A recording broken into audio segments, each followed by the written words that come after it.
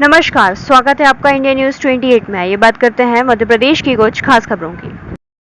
शहडोल में आज जन आशीर्वाद यात्रा का समापन हो गया। यात्रा के आखिर में बीजेपी के कद्दावर नेता प्रभात झा शामिल हुए। शहडोल में आज जन आशीर्वाद यात्रा का समापन हो गया। यात्रा के आखिर में बीजेपी के कद्दावर नेता प्रभात झा शामिल हुए। यात्रा उमरिया के लिए रवाना हुई। इसके पहले सर्किट हाउस में पत्रकारों को संबोधित किया। उन्होंने कहा कि मध्य प्रदेश की भाजपा सरकार ने जब लाडली लक्ष्मी योजना लाई थी, तब कई राज्यों के मुख्यमंत्रियों ने इस योजना की तारीफ की थी। उन्होंने कहा कि शहडोल में हमें अच्छा समर्थन मिला, लोगों का सैलाब उमड़ पड़ा और दिसंबर में आने वाले चुनाव परिणाम में आप ही टीवी में दिखाएंगे कि मध्य प्रदेश में भाजपा 2/3 बहुमत से सरकार बना रही है। शहडोल संभाग ब्यूरो राजीव तिवारी की रिपोर्ट। आज जो यात्रा शहडोल में है, उसकी शुरुआत 3 सितंबर को भगवान राम की धरती चित्रकूट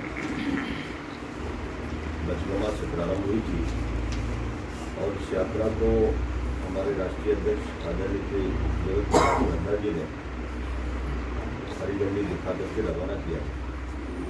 अब तक में ये यात्रा रीवा संभाग के चारों जिले सतना, रीवा, सीधी, सिंगरौली और शहडोल संभाग के अनूपपुर और शहडोल कुल मिलाकर के 6 जिलों में अभी तक हमारी यात्रा 30 विधानसभा क्षेत्रों में जा चुकी है और अभी तक 1393 किलोमीटर हम लोग चल चुके हैं और इस यात्रा में लगभग 4,78,250 लोगों से हमारा संपर्क हुआ है और इस यात्रा के समय हम लोगों ने एक विशेष अभियान भी हमारे पार्टी का चल रहा है। मिस कॉल लेकर के 7000230 को मिस कॉल देकर के नवीन सदस्यता का भी अभियान हम लोग चला रहे हैं। उसमें से अब तक जो सदस्यता हुई है नई 43,965 नए सदस्य हमारे इसमें पंजीकृत हुए हैं। आज हम लोग उमरिया जिले के यात्रा में रहेंगे, दोनों विधानसभा होगी और 92 किलोमीटर आज उस यात्रा को हम लोग तय करेंगे।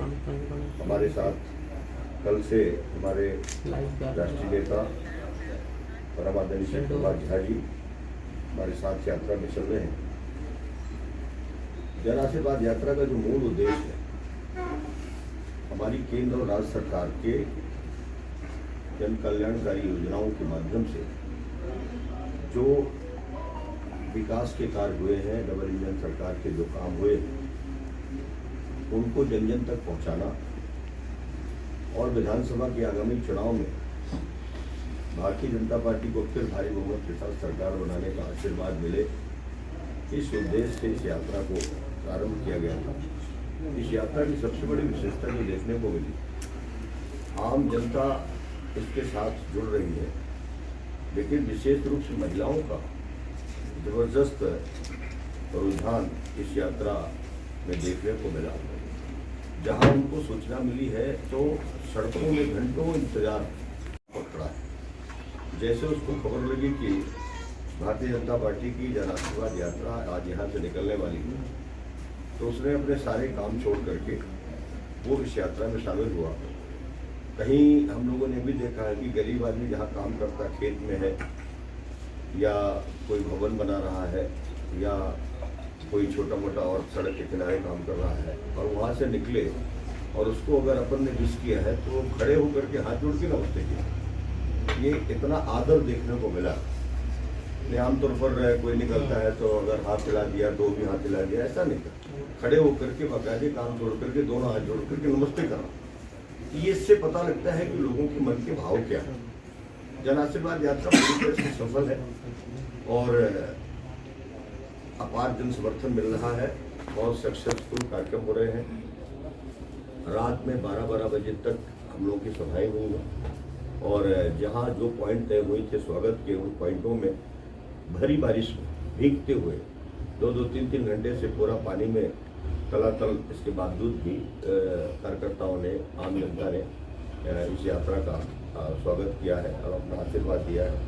ये बड़ी विशेषता हम लोगों ने देखा है हमारे प्रधानमंत्री जी ने सबका साथ सबका विकास जो शुरुआत में नारा दिया था वो सचमुच अब जमीन में उतर गया। और वाकई में जब मैं कहता हूँ कि काम किया है, काम करेंगे, सबका साथ सबका विकास करेंगे, सबसे अच्छी सरकार भाजपा सरकार, अब की बार फिर भाजपा सरकार, इस बात को जब लोगों के कानों में आवाज़ पहुँचती है तो लोगों को अच्छा लगता है। क्या ये नहीं लगता कि शिवराज जी के चेहरे को लेके काफी एंटी इनकम्बेंसी है, जिसकी वजह कितनी विकास का काम करने के बावजूद मोदी जी के चेहरे को लेके आगे चलना पड़ रहा है? देखिए, हम अपने नेता का चेहरा शिवराज जी का नहीं रखें। मोदी जी का चेहरा 2018 में भी रखा था। उनकी 10 सभाएं 10 संभाग में की थी। अमित जी की 27 सभाएं की। नेता तो नेता ही होता है ना, उसका चेहरा हम देश के प्रधान। आज हम सबका सौभाग्य है कि पिछले 10 वर्षों से भारतीय जनता पार्टी के प्रधानमंत्री जब अटल जी थे तब उनका चेहरा नहीं रखते थे। इसलिए ये तो स्वाभाविक ही है, ये राजनीतिक दल का और हमारे दल का कर्तव्य है कि अपने नेता को सबसे आगे रखें, और इसलिए चुनाव में है। दूसरा एक सवाल ये था कि भारतीय जनता पार्टी जब से जैसे केजरीवाल की सरकार बनी हमारी, तो शुरू से चुनावों के समय या चुनाव के पहले मुफ्त में जो चीजें दी जाती उनकी विरोधी रही। क्या आपको नहीं लगता कि चुनाव जीतने कितनी व्याकुलता या जो है उसके चलते जो है लाडली बहना योजना चुनाव से 4 महीने पहले सिलेंडर 450 रुपए में, तो जिसका नीतिगत विरोध करती आई है भारतीय जनता पार्टी, वही अब मध्य प्रदेश में कर रही है, ऐसा नहीं लगता? देखिए, वो जो कर रहे हैं ना, वो हम नहीं। लाडली लक्ष्मी योजना मध्य प्रदेश की पहली योजना थी जिसको शीला दीक्षित जी ने स्वीकार किया। आसाम के तत्कालीन कांग्रेस सरकार हो गई, उन्होंने स्वीकार किया। महाराष्ट्र ने स्वीकार किया। हम प्रारंभ से कर रहे हैं, और महिला सशक्तिकरण का जितना काम शिवराज सिंह जी चौहान की सरकार, भाजपा सरकार ने किया है, ये 1000 का मतलब नहीं है। सहरिया आदिवासी को हम दे रहे थे, आज से 2016 से दे रहे थे, बंद कर दिया उन्होंने। हमारे नजर में आधे देश की आबादी को मजबूत करना, सेल्फ उनको खड़ा करना है, और इसलिए जितनी योजनाएं हैं वो लक्षित योजनाएं हैं कि आगे चलकर इसका परिणाम क्या है। अब जैसे 3000 होगा तो 100 रुपए रोज हुए ना,